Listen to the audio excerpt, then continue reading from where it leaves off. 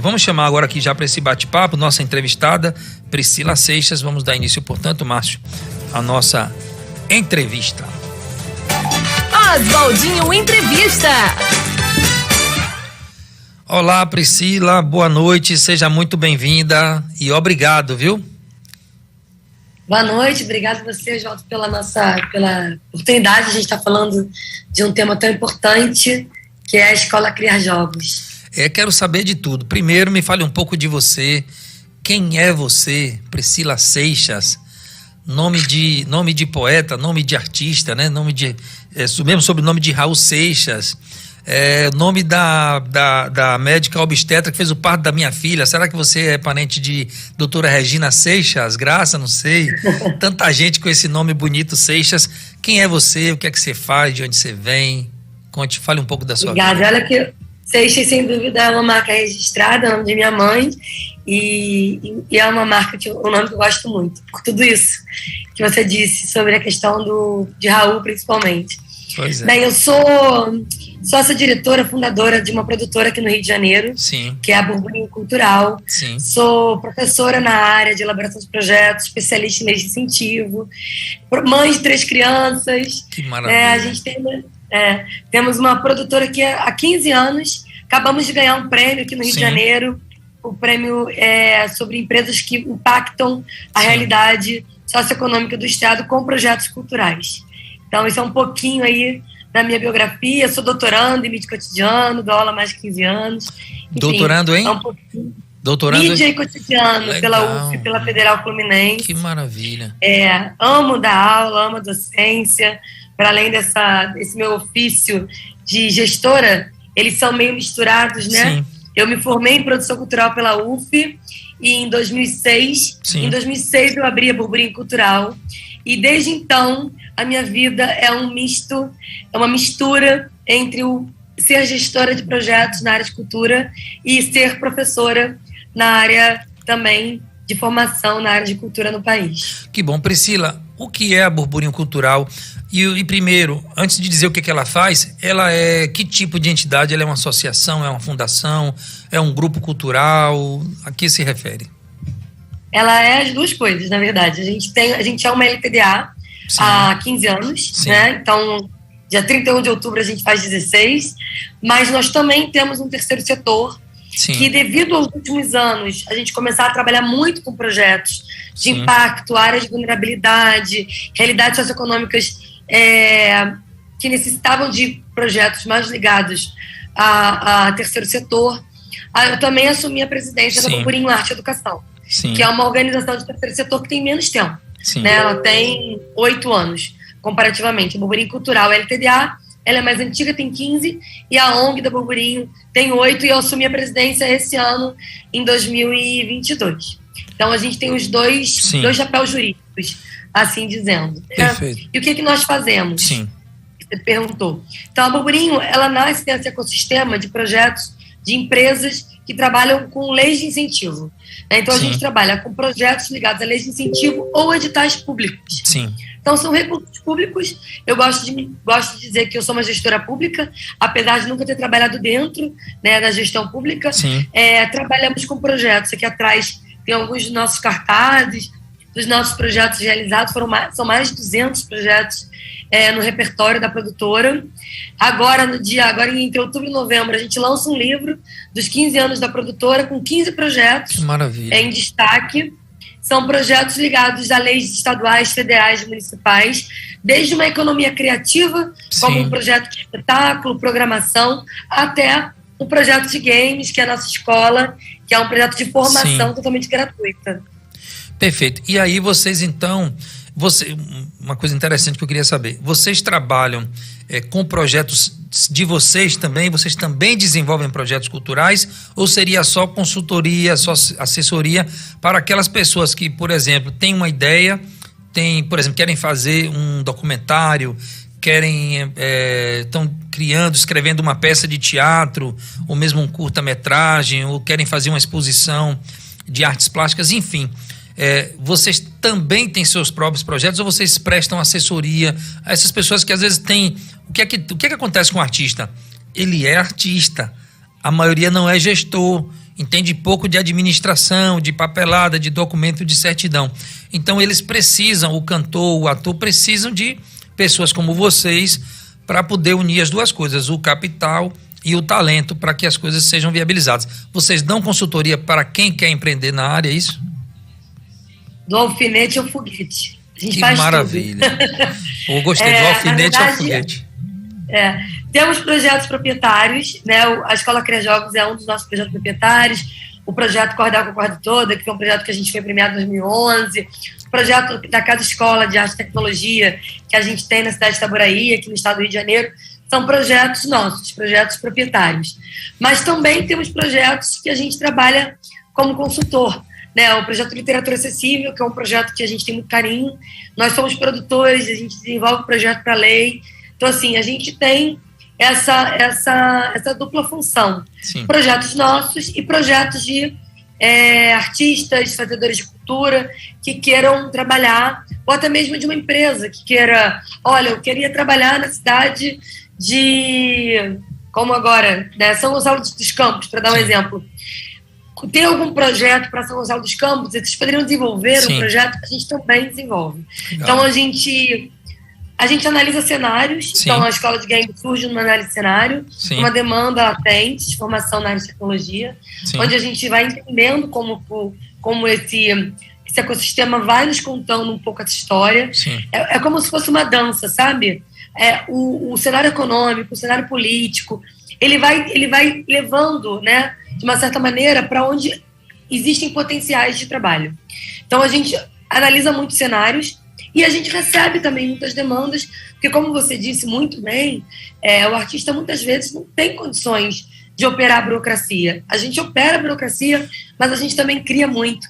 A gente faz o que a gente chama de gestão criativa, sabe? A gestão, numa lógica administrativa, ela tem um entendimento meio corporativo, né? Uma lógica administrativa, burocrática, onde você entende de execução, de leis, de notas fiscais, de planilha orçamentária. Mas a gente, na verdade, apesar de fazer também essa gestão, a gente cria junto. Às vezes a gente cria junto com o artista, a gente cria para cenários que a gente entende como cenários oportunos. Então, assim, a gente faz os dois. Muito bom. Vai para campo. Que legal. Eu queria entender, por exemplo, você falou que faz isso, inclusive, em outras regiões. Vocês chegam a atuar fora do Rio de Janeiro, em outros estados, em outros municípios também. E aí, como é que funciona isso? Vocês se deslocam ou à distância vocês conseguem prestar essa assessoria junto aos governos municipais, estaduais e aos diversos órgãos, Brasil afora? Existe um deslocamento inicial para a gente fazer um mapeamento do campo, mas a gente sempre trabalha com a mão de obra local. A gente nunca trabalha de forma distanciada. Sim. Então, por exemplo, a gente está agora com a Escola Cria Jogos na Bahia, em São Gonçalo dos Campos, em Camaçari. Nós temos produtores locais, nós temos mediadores, a gente tem uma articulação, assessoria local. Sim. Então, eu estou na cidade do Rio de Janeiro, região metropolitana. Sim. Eu tenho uma escola de arte e tecnologia em Itaboraí, que é uma cidade próxima, mas ainda assim distanciada. Sim. Eu tenho mais de 30 contratados da cidade de Itaboraí. Professores, produtores, assessoria de imprensa, assessoria local. Então, assim, como funciona? Existe uma metodologia de trabalho no campo. Então, a gente precisa conhecer o território, aí a gente identifica lideranças, identifica as parcerias e a mão de obra local. E com isso a gente constrói aí um organograma de trabalho e a gente vai chegando em outros lugares. Temos projetos em outras cidades, não só no Rio de Janeiro, Rio de Janeiro capital, cidade de Itaboraí, com o SEAT, né, com a Escola de Arte e Tecnologia. O Criar Jogos tem polos em outras cidades do Rio de Janeiro, Mogi Guaçu, São Paulo, Belo Horizonte, Minas, e agora Camaçari e São Gonçalo dos Campos. Camaçari? Então, sim, exatamente. Qual é o projeto de vocês em Camaçari? Me conte. Escola de Games Criar Jogos. A gente começou essa semana as aulas presenciais, a gente tem um polo em duas cidades, em dois locais da cidade. Um é na UFBA. Sim. Um é na UFBA, né, que fica ali localizada na... Vou até copiar o endereço aqui. Rua do Telégrafo. Sim. A gente tem polo lá. E a gente tem também no SEAT, que é o Centro de Integração e Apoio ao Trabalhador, que fica na Rua Costa Pinto. É o Banco de Empregos. 999. Exatamente. Que massa. Ó, vamos chegar no Criar Jogos daqui a pouco. Calma, vamos lá. Ou seja, a senhora está criando tentáculos, né? Brasil afora, né? Já rompeu as fronteiras fluminenses e já... Quando você falou São Gonçalo a primeira vez, eu achei que você estava falando de São Gonçalo aí, a 2 horas, né? Mais ou menos do Rio, 2 horas? Pertinho, né? São Gonçalo dos Campos, aqui na 101, ali, como é? Recôncavo, né? Perto de Cachoeira e São Félix, né? Exatamente. Sim, eu estive em São Gonçalo, estive em Camaçari. Há mais ou menos uns 2 meses atrás, conhecendo a cidade, fazendo reunião com a Secretaria de Educação, com a Secretaria de Cultura, com a Secretaria de Juventude, entendendo onde que a gente podia implementar os polos. Eu rodei a cidade para poder entender qual era o melhor lugar que a gente podia implementar o polo do Criar Jogos, junto com as produtoras locais, Renata e Stefani, que são incríveis, Sim. que são nossas produtoras aí na cidade. E... Enfim, estive aí. E também São Gonçalo dos Campos, que é uma cidade muito fofinha. Muito e você esteve em Camaçari também? Estive em Camaçari. Essas pessoas que você está falando são pessoas de Camaçari com quem você esteve. De Camaçari. Desculpa, achei que você estava falando lá de São Gonçalo. Juventude, cultura. Estive na UFBA com o André, que é um dos coordenadores do projeto de extensão. E a UFBA funciona no prédio da Cidade do Saber, aqui, que é um prédio da prefeitura, né, onde tem a Secretaria de Cultura e tal. Eles vão ter uma área, né? A prefeitura já doou o terreno, a UFBA vai construir o campus, mas por enquanto eles estão lá de inquilinos lá na Cidade do Saber. Priscila, pedi licença a você aqui para saudar aqui nossos ouvintes, internautas, meu amigo Veríssimo Avelino Ribeiro. Boa noite, Oswaldinho, muita luz e feliz programa, obrigado, viu? Edivaldo Anjos, estamos aqui, meu parceiro, obrigado. Leonice lá de Monte Gordo, que fica na costa de Camaçari também aqui. Barreto, obrigado, Barreto, aqui pela sua presença. Newton Ney, meu colega Morivaldo Silva, também radialista aqui presente. Francineide, gente, obrigado aí pela audiência de vocês. Priscila, são 19h30, nosso produtor aqui, Márcio Caçulinha, já me avisa que está na hora de ir para o intervalo. Eu vou para um intervalo rápido e volto para a gente falar um pouco mais sobre a Burburinho e já entrar no assunto aqui da Criar Jogos, que eu acho esse assunto muito interessante. Tem clubes, inclusive, não sei se, com certeza está na sua área, existem clubes de jogos, não sei como é que eu posso chamar, time, clube, enfim. Hoje tem... São times, atletas. Tem jogo, tem futebol... Tem aqueles de tiro, me perdoe a ignorância, mas chama de tiro, né? Mas enfim, Counter-Strike, né? CS, né? O Counter-Strike. Isso, tá vendo? CS. E que algumas dessas agremiações têm mais seguidores no Insta do que alguns dos principais clubes de futebol do Brasil. Quero que você fale disso daqui a pouco, até porque pode dar um start aí na cabeça de muita gente. É um ótimo ramo, é um bom ramo de negócio, é um ramo interessante, já que vocês estão oferecendo cursos aqui nessa área de programação também, correto? Gente, de programação, a escola é focada no desenvolvimento de jogos. Fique ligado no próximo bloco, essa informação vai ser muito útil para você de qualquer idade, porque nunca é tarde para aprender, não.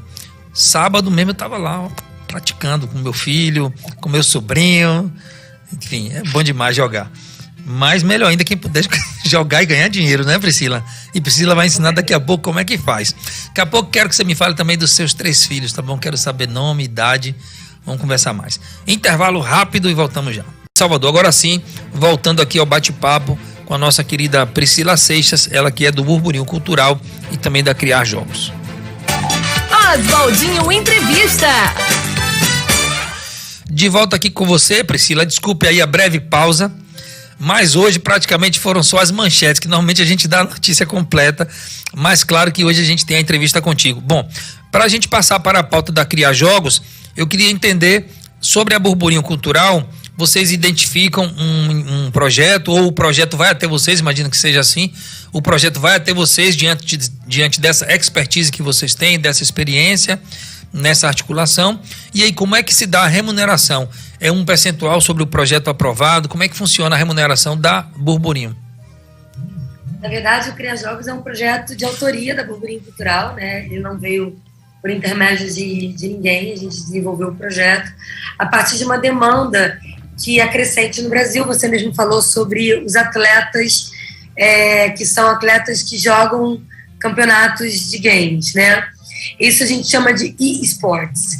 Apesar da crescente do e-sports, dos atletas de games no Brasil, a Burburinho construiu um projeto de desenvolvimento de jogo. Então, a gente no Brasil ainda consome muito mais tecnologia do que produz tecnologia, né? Então, a gente desenvolveu esse projeto pensando nisso. Perfeito. Sobre a remuneração. O projeto é um projeto de lei de incentivo, então a gente trabalha com um orçamento que é aprovado na lei. Sim. Então, nós temos desde um orçamento que nos remunera pela administração e gerenciamento do projeto. Sim. Na lei, porque nós administramos esse projeto. Sim. Esse projeto ele é de proponência da Burburinho Cultural, então a gente realiza o projeto na lei e nos pagamos dentro do que é linhas nossas. Nesse caso específico, a direção de produção desse projeto é nossa, a coordenação pedagógica também. E é assim que a gente se remunera com o projeto dentro da lei de incentivo, né? E contratamos também todos os profissionais envolvidos no desenvolvimento desse projeto. Desde programadores, conteudistas, roteiristas, diretor e editor de imagem para poder fazer videoaulas, pedagogos, né, para fazer o projeto pedagógico do curso, instrutores online, mediadores presenciais e computadores, divulgação, enfim, é uma planilha orçamentária bem complexa. Robusta e complexa. Afinal, a gente está aí com um projeto nacional, que são mais de 2.000 alunos que a gente atende a partir, né, da ação online e presencial. Então, a gente tem uma equipe aí bem... Posso te dizer com bastante tranquilidade que a gente tem mais de 100 pessoas envolvidas diretamente no desenvolvimento da Escola Criar Jogos. Muito bom. Pode, inclusive, vender seu peixe ainda com mais entusiasmo, sabe por quê? Quem está acompanhando a nossa live aqui pelo Instagram é Lúcia Bichara, viu? Subsecretária de Turismo aqui do município de Camaçari. Não sei se você teve a oportunidade de conhecê-la, ou mesmo a titular, a secretária Cristiane Bacelar. Mas Lúcia Bichara, um beijo, Lúcia, ela está aqui acompanhando você falar. E o que os alunos aprendem nesse curso da Criar Jogos? O que é ensinado a eles? São fundamentos? Ele se torna um programador? Ele se torna um desenvolvedor de jogos? Então, assim, essa pergunta é a pergunta que a gente mais responde sobre a escola e é muito bom poder falar sobre isso. Na verdade, a Escola Criar Jogos, ela surge de uma demanda de ter conteúdos que trabalham com o início de um pré-programador de desenvolvimento, né? Então, assim, a gente passa... São 5 módulos, são 5 meses no circuito formativo e 8 módulos. A gente começa com o módulo de alfabetismo digital. A gente pôde perceber no diagnóstico de execução do projeto e pelo trabalho pedagógico que, primeiro, a gente precisa combater o alfabetismo digital. Porque hoje muitos jovens, apesar de estarem muito atravessados pela tecnologia, através dos smartphones ou até mesmo jogando, eles, na verdade, não sabem mexer no computador, eles não sabem, muitos não têm nem e-mail.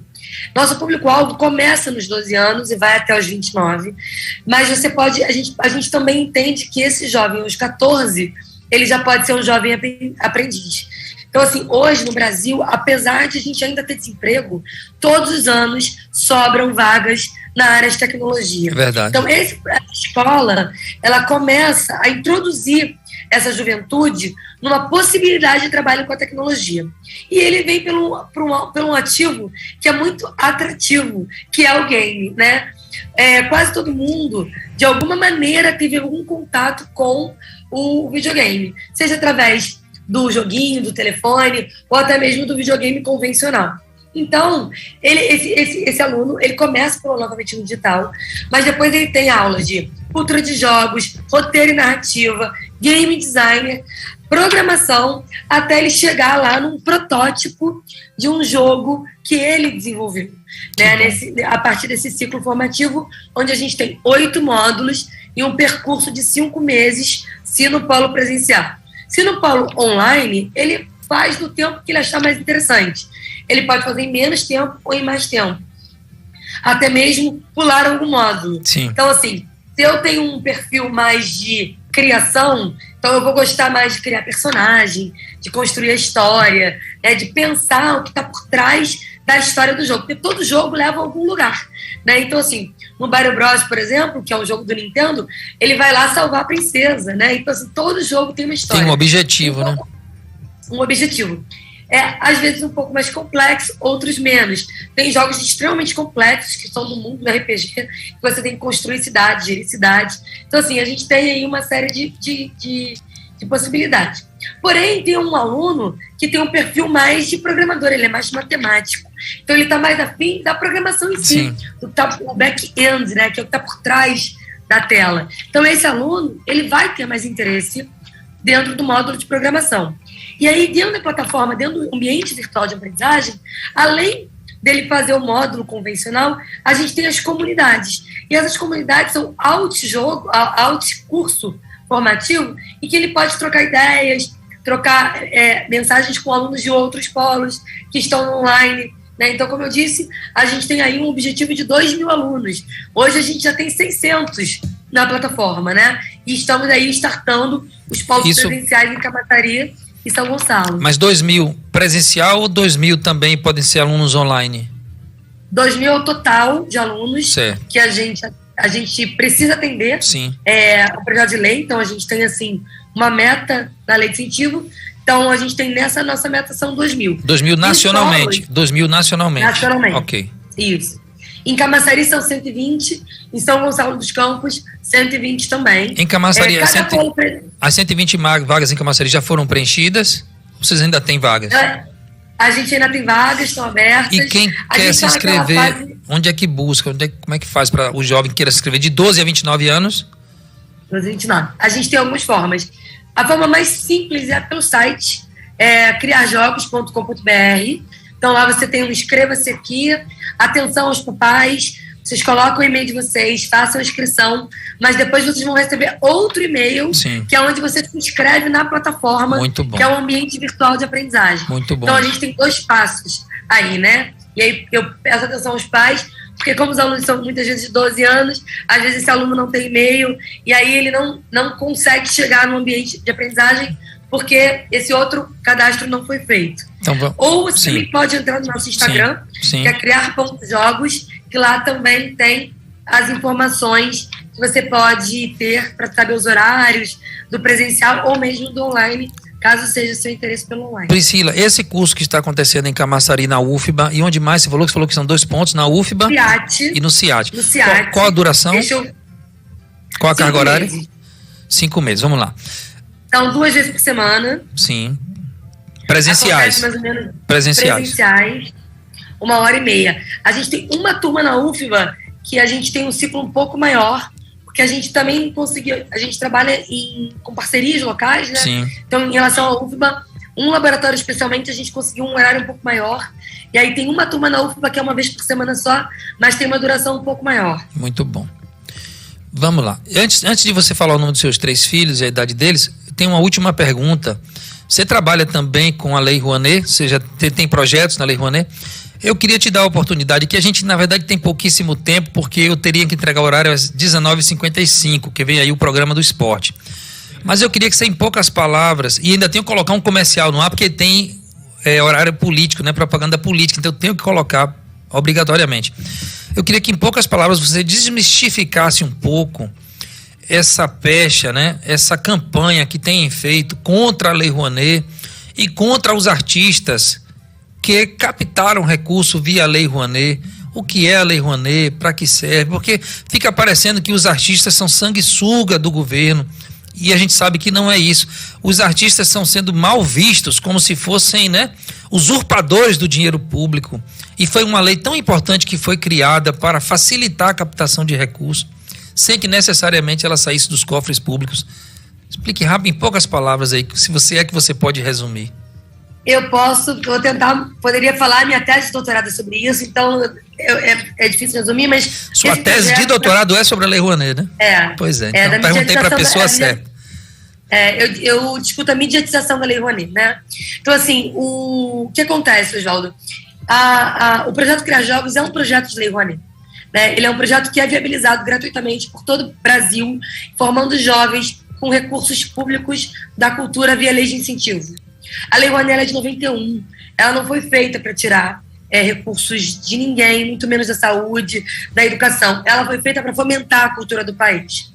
Naturalmente, por ser um recurso incentivado, cabe às empresas terem interesse nos projetos.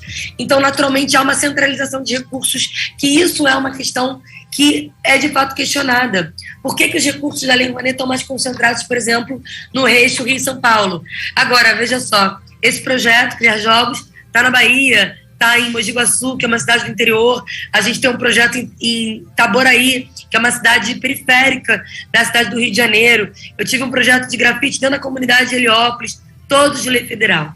O que eu posso dizer para você é que, como todo recurso público, muitas vezes há distorções que precisam ser discutidas. Eu não consigo resumir para você em um minuto sobre tudo isso, mas eu preciso dizer para você sobre o que eu faço e falar para o ouvinte que você veja um projeto como esse, de games, está distribuindo 2.000 vagas gratuitamente para todo o país. Isso é uma das coisas que a Burburinho faz, não só como a Burburinho, tem milhões de outros produtores que utilizam leis de incentivo e estão entregando projetos, cultura, produção cultural para o nosso território nacional. Não temos tempo para mais nada. O nome dos 3 filhos e a idade? Arthur, 12, Maria Fernanda, 9, Mariana, 4. Maravilha. Que Deus te abençoe. Parabéns pelo seu trabalho, tá bom? Conte sempre com a gente aqui. Mande um abraço aí para a Gisele, sua assessora formidável, que possibilitou esse nosso encontro, viu? Parabéns, sucesso aí para seus projetos e conte com a gente sempre. Obrigada, Oswaldinho, por uma excelente oportunidade de estar aqui com vocês na noite de hoje. Você falou para toda a região metropolitana, viu, de Salvador. Um abraço a todos vocês. Curtam Criar Jogos, nos sigam, estejam com a gente, que vai ser um prazer. Valeu, obrigado. Um abraço, até breve. Tudo de bom.